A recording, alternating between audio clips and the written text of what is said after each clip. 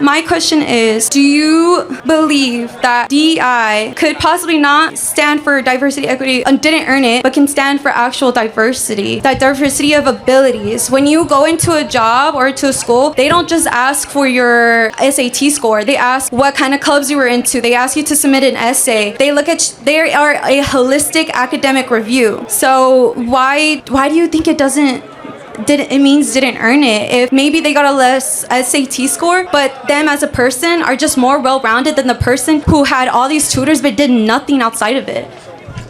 What? Yeah.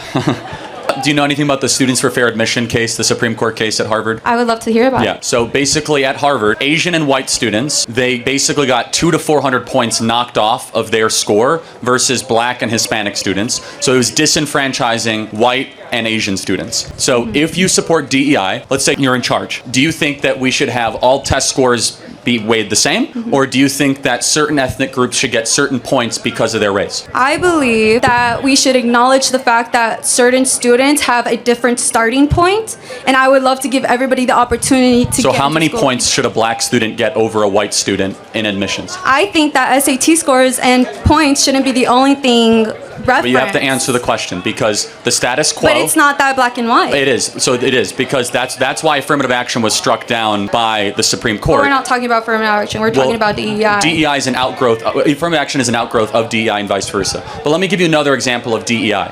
Do you think if I say to a group, let's say of Hispanic and black people, if I say you people, is that a microaggression? Say that again. I'm so sorry. If I was talking to a group of Hispanic or black people and I happen to say you people, is that a microaggression?